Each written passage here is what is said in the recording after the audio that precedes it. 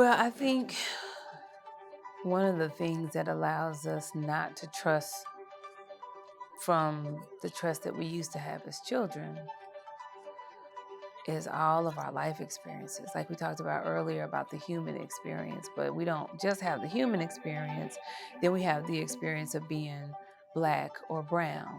Then we have the experience of being a Black or brown woman or a Black or brown man, and then a Black or brown poor man, rich man. So there are all these layers, all these layers, all these layers that we take on as we grow. And then there are all kind of rules that come with each of these layers.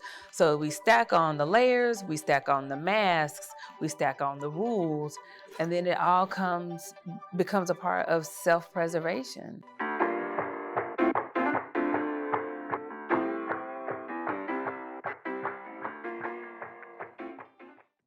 And it's like, I can't let you see who I am. I'm just trying to survive.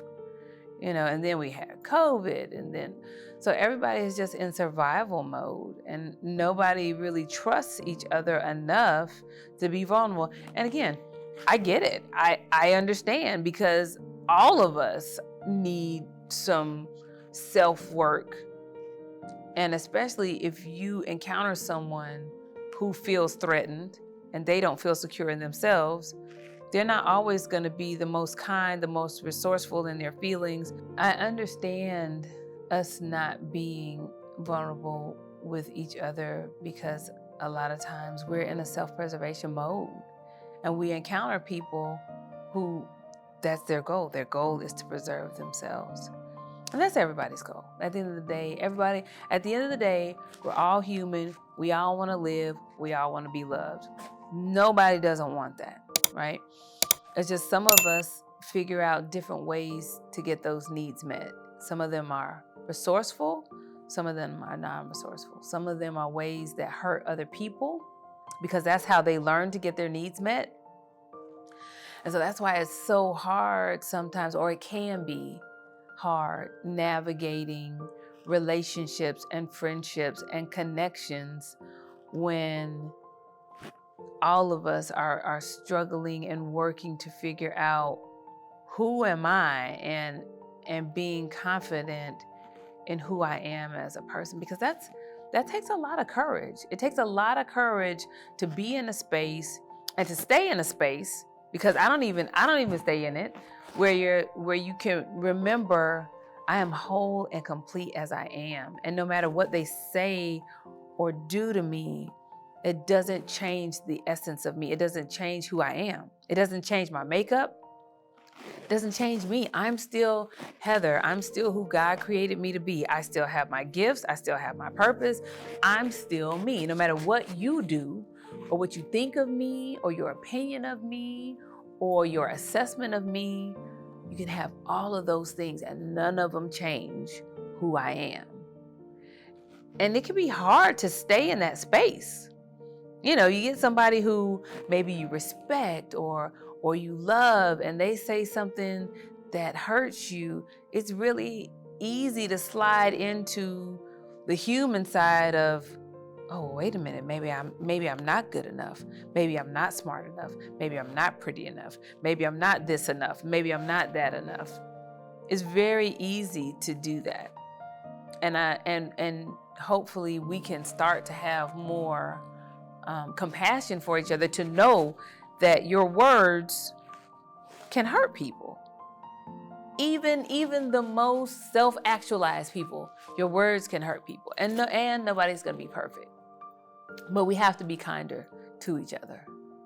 Those people who are really just in a constant state of self-defense, they're not going to consider how their actions affect other people. Hopefully, they will open their eyes when someone says, hey, you're hurting me. But a lot of times, those people are not going to surround themselves with people who are going to say, hey, you're hurting me. They're going to surround themselves with people who are going to kind of be quiet, kind of be to themselves. Because, even though they're in a victim mentality, everybody still wants a camp. Everybody still wants people who love them and support them, but they're going to choose a certain type of person. And that's why you have abusive relationships. That's why you have unhealthy relationships. And, sometimes people don't change until they have like a traumatic life experience. Sometimes it takes something like that. Sometimes it takes going to church one time and hearing a sermon that touches you. Sometimes it takes going to a Tony Robbins event. Sometimes it takes, going to the barbershop and hearing something that you've never heard before. So it is possible for them to get out of it. And a lot of times they're really not gonna stop to acknowledge the impact that they're having on other people. And that's all their family can do really is pray. That's all you can do is really pray. And until somebody is ready to change, you can't make somebody change. You can't make somebody want to have a better life. You can want to have a better life for them, but you can't want for it more than they want for it, because it takes work. It's not something, and I keep on saying, I'm not saying it's easy. It takes work to change your life. It takes work. But it's worth it. Like the payoff, the work that it requires pales in comparison to the benefit on the other side of how much happier you are with your life, of how much happier your loved ones are, just your life in general, your co-workers, your employees, whomever. But it's worth the work. But people got to understand, you can lead a horse to water, but you can't make them drink it. And you can't get mad because they don't drink. You've done your part. If God gave you the message to tell somebody, hey, this is the message I have to give you. These are the tools. This is, I want a good life for you. I want happiness for you. So here's some things that you can look at. And that's all you can do. And a lot of times that person who was trying to be helpful can then get resentful. Well, you didn't take my advice. I know what to tell. I know how to do this. I know your life. I know what's going to make it better. If you really did come from a place of love, then you got to leave it in that space. If you got to leave it in the space of love and move on and just say, you know what? I pray for you. And that's all you can do. Because when they're ready to shift, they'll shift or not. But there's nothing that we can do. That's all we can do is from a loving space, give the support, give the advice, give the suggestions, and tell about your own personal life experience. Like, hey, I've been there. I felt what you felt, and this is what I found. This is how I went through it. These are my experiences. That's all you can do. Because a lot of people aren't in a space, they're not even accountable. They're not accountable to themselves. How are they going to be accountable to you? I mean, because that's a much bigger accountability. And it is a much lighter way of life, but a lot of us are that way, like giving advice and then get mad when people don't take it. People don't have to take your advice. And if you gave it from a place of love, you're okay with that. But if you gave it from a place of significance, like, hey, I know the way, I know how you're supposed to do it, then, yeah, you could get mad. And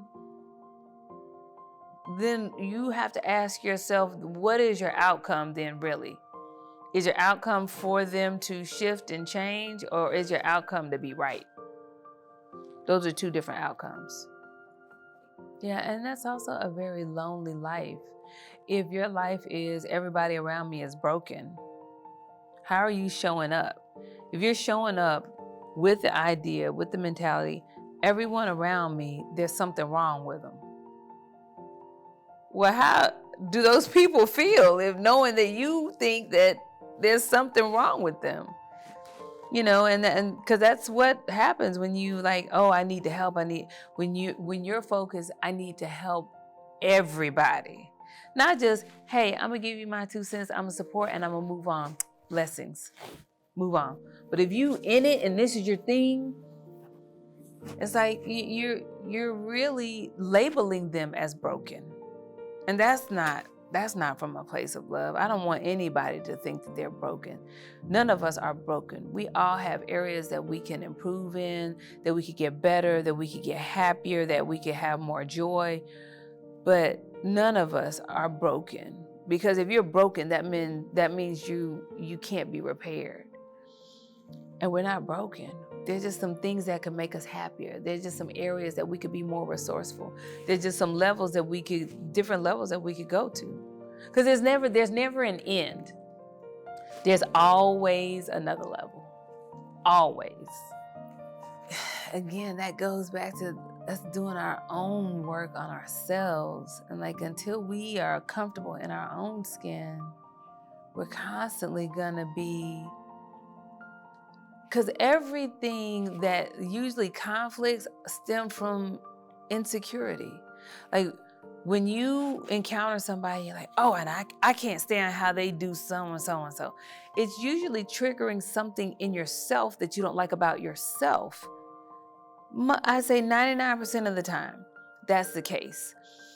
But when you learn to accept those things about yourself that might not be perfect, that might be some things you're working on, but you accept, like, hey, I know I'm this way. I know I got this. I know I got that, but I'm still worthy of love. I'm working on some things. And I have so many other things that are great, and I accept myself as I am. I'm okay today. I'm good. Then you're more able to accept, you know what? And you're good too. But when you're still hating those things about yourself, you're 100% gonna hate them if you see them in somebody else. And that's not fair to them. Because you're picking the thing that you hate about yourself in them, and so now you got an issue with them. Work on yourself. Work on yourself. Just accept it. Just accept yourself. Because guess what? We all have some things. All of us. Everybody has some things. Nobody, unless you Jesus, and he's gone, he hadn't come back yet, you have some things. So everybody has some things. So accept your things. And you accept your things. And then I'm going to allow you to just be who you are with your greatness and your imperfections. And I'm going to accept you as you are. And I'm going to accept me as I am with my greatness and my imperfections. And we're just going to be happy. Again, it all goes back to us working on ourselves. And then, so as children, we have to have our children, we got to help them really understand themselves and value themselves. I mean, because they're children, it's not going to be perfect, but we have to be intentional about them understanding. Again, you are who you are, no matter what you see, no matter what you hear, no matter what place you're in, no matter who's around you. And that takes a long time. I mean, there are adults who don't understand that. And we have to be a lot more conscious. And I know it's hard. I know it can be hard. To constantly be watching social media and watching what the kids are looking at, and, you know, other kids around them talking crazy, freaky talk. And we can't be everywhere at all times. They got to go to school. They got to go to camp. They got to go wherever they got to go. And they have to be around other kids. So the only thing that we can do is really, really hone in on our family values and pray. That's it. That's all we can do. Hone in on our family values, but let it be constant. You are beautiful. You are smart. You are worthy. But definitely a reset and doing what we can to just, again, like I said, we gotta just, that's all I could do for my own child and for my family and for myself, is keep us grounded in our values. What matters to us: family, love, respect, honoring our bodies, honoring ourselves, fun, laughter, joy, the Lord. Like, those are our values.